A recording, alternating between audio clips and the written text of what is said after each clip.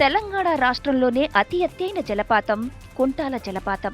ఇది అడవుల జిల్లాగా పేరుగాంచిన ఆదిలాబాద్ జిల్లాలో నెలకొన్న సహ్యాద్రి పర్వత పంక్తుల్లో కడెం నదిపై కుంటాల గ్రామానికి సమీపంలోని అభయారణ్యంలో కలదు. 7వ నంబరు జాతీయ రహదారిపై నిర్మల్ నుండి ఆదిలాబాద్ వెళ్లే మార్గంలో నేరడికొండ మండల కేంద్రానికి 12 కిలోమీటర్ల దూరంలో కొద్దిగా కుడివైపున ఈ జలపాతం ఉంది.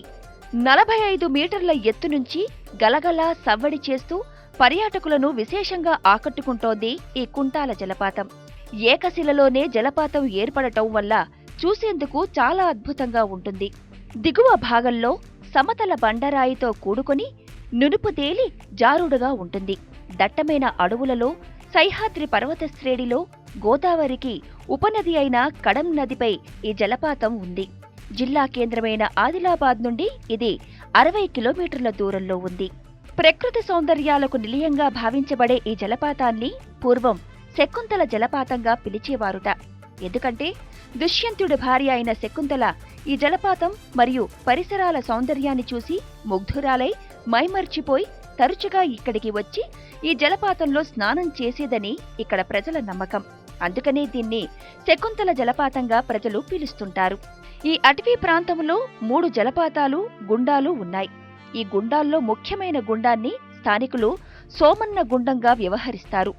జలపాతం వద్ద ప్రకృతి సిద్ధమైన రాతి గుహల్లో శివలింగాలు ప్రతిష్టమై ఉండటం వల్ల ప్రతి సంవత్సరం శివరాత్రి రోజున భక్తులు ఈ శివలింగాలను దర్శించుకొని పూజలు నిర్వహించడాన్ని సోమన్న జాతరగా వ్యవహరిస్తారు.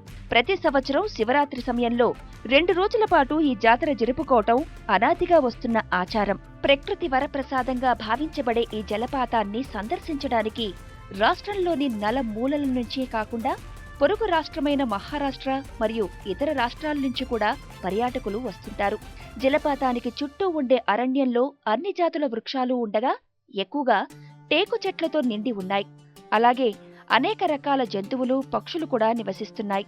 ఇక ముఖ్యంగా చెప్పుకోవాల్సింది ఏమిటంటే కుంటాల జలపాతం వద్ద గుండాలు చాలా లోతుగా ఉండటం, సుళ్లు తిరుగుతూ ఉండటం వలన ఇక్కడి నీళ్లలో ఈదటం చాలా ప్రమాదకరం. గతంలో జలపాతంలో పలువురు పర్యాటకులు ప్రమాదంలో చిక్కుకుని దుర్మరణం పాలయ్యారు.